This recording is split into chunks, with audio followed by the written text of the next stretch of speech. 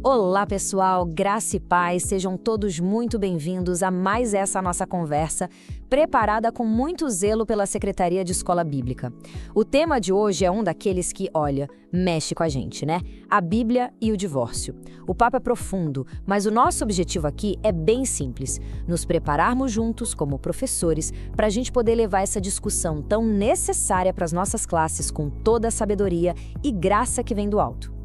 Então, vamos lá. Esse aqui é o nosso roteiro de hoje. Primeiro a gente vai encarar de frente essa cultura do descartável em que a gente vive. Depois vamos dar um reset e voltar lá para as configurações de fábrica de Deus para o casamento.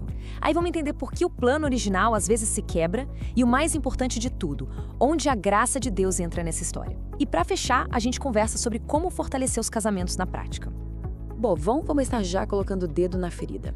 De um lado, a gente tem uma cultura que encara o casamento quase como um serviço de streaming. Se não está gostando da série, é só cancelar a assinatura e partir para outra. E do outro lado, a gente tem o padrão de Deus, que é eterno. É nesse choque de visões que a nossa lição se torna mais do que nunca super relevante e até urgente. E olha que interessante, essa ideia de casamento descartável não é uma invenção de agora, viu? A lição resgata essa frase aqui, que é fortíssima, do filósofo Sêneca, lá da Roma do primeiro século. Pensa só, há 2000 anos ele já via pessoas se casando meio que com a porta dos fundos já aberta, sabe? Isso mostra que essa crise, na verdade, é bem antiga.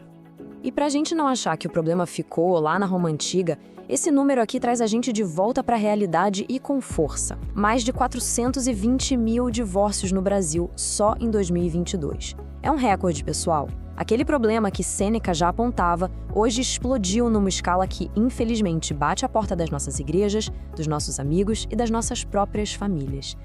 No fim das contas, tudo gira em torno dessa pergunta aqui. A mesma pergunta capciosa que os fariseus fizeram para tentar pegar Jesus numa armadilha é a que ecoa hoje na nossa cultura. Ah, mas pode por qualquer motivo?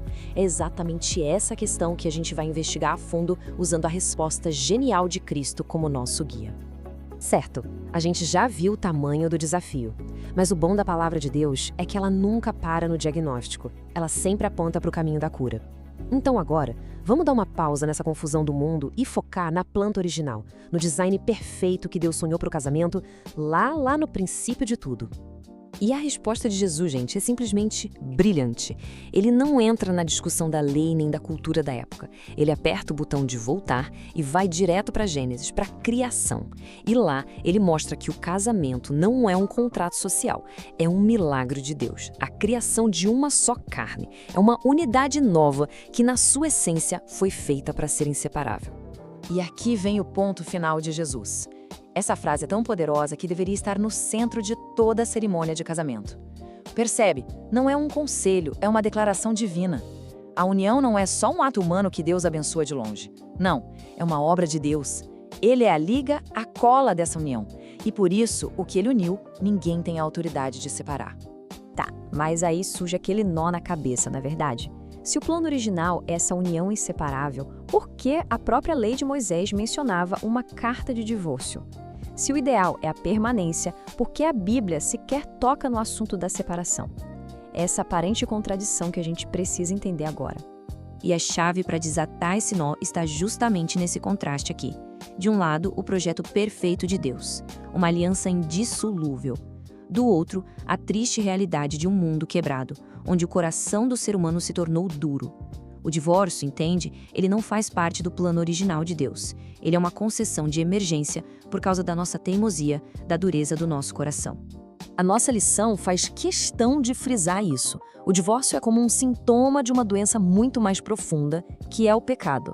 Ele não é a solução, mas uma consequência trágica daquela fratura que o pecado causou na criação. É uma medida de redução de danos permitida por causa da nossa fraqueza, mas que nunca, jamais, reflete o desejo do coração de Deus. E mesmo nesse cenário de concessão, a palavra de Deus é muito específica. Não é uma porta aberta para qualquer situação. A Bíblia aponta para duas situações bem extremas, que são as cláusulas de exceção. A primeira, a infidelidade, que é uma traição que quebra o pacto de uma só carne na sua raiz. E a segunda, o abandono, quando um cônjuge que não crê simplesmente decide ir embora. São saídas de emergência e não atalhos por conveniência. Ok, a teologia tá clara, mas e na vida real? Como é que a gente, como igreja, como família na fé, lida com a dor do divórcio?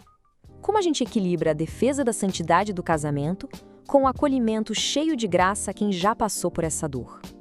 Agora, a nossa conversa fica ainda mais pastoral e prática. Pessoal, essa distinção aqui é vital. A gente precisa ter isso muito claro. Lá em Malaquias, a Bíblia diz que Deus odeia o divórcio. Ele odeia o ato de rasgar o que foi unido, a violência de quebrar uma aliança. Mas isso aqui muda tudo.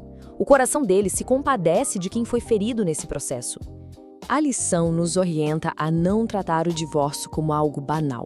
Sim, ele é uma consequência do pecado e precisa ser levado a sério. Mas de jeito nenhum ele é um pecado sem perdão. Não há um poço tão fundo que a graça de Deus não possa alcançar. O caminho para a cura sempre passa pelo arrependimento sincero. E a promessa da cruz é a mesma para todos: perdão completo e a chance de um novo começo. É só a gente lembrar da mulher samaritana. Jesus ali do lado do poço conhecia toda a história dela, todos os seus relacionamentos quebrados, 5 maridos, e nada disso a desqualificou para receber a graça. Pelo contrário, foi a sede dela que a levou à fonte da água viva. Da mesma forma, Deus é especialista em pegar os cacos de histórias quebradas e transformá-los num lindo mosaico para a glória dele. Beleza, a gente já passou pela base bíblica, pela perspectiva pastoral, agora é hora de arregaçar as mangas. Como é que toda essa conversa se transforma em atitude prática no nosso dia a dia, dentro da nossa casa e na nossa igreja? A nossa lição usa uma imagem bem forte aqui. Ela compara o divórcio a um facão. É pesado, eu sei, mas é a pura verdade. O divórcio nunca é uma separação limpinha. Ele corta, ele rasga, ele deixa cicatrizes que muitas vezes são para a vida toda. E essa dor não fica só no casal. Ela se espalha como uma onda de choque, atingindo os filhos, a família, os amigos e toda a comunidade. E o melhor jeito de evitar que esse facão entre em ação é ficar de olho nas raposinhas, como diz o livro de Cantares. São aqueles probleminhas que parecem pequenos no começo, sabe? Uma falha na comunicação, um problema com dinheiro, a falta de intimidade, um ressentimento guardado. Se a gente ignora, essas coisas vão minando o casamento por dentro. É combatendo essas raposinhas que a gente protege a nossa união. Então, talvez a maior lição de todas seja esta: ser contra o divórcio não é apenas uma opinião teológica. A prova real da nossa convicção é o esforço diário, é a luta intencional que a gente investe para cuidar bem do nosso próprio casamento e para apoiar os casais que estão ao nosso redor. É atitude, não só discurso. E para tudo isso não ficar só no campo das ideias, a lição termina com um desafio prático para a gente colocar em ação esta semana. É a hora de botar a fé para funcionar. Se você é casado, se não é, não importa, todo mundo pode participar. Vamos orar, com nome e sobrenome, por casais que a gente conhece, vamos oferecer um ombro amigo, uma palavra de ânimo, vamos ser agentes de restauração. E a gente encerra com essa pergunta, para ela ficar ecoando no nosso coração e na nossa mente.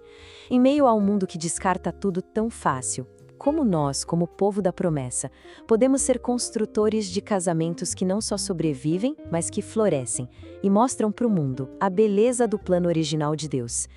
Que essa pergunta nos inspire nas nossas aulas e em cada dia da nossa vida. Fiquem com Deus.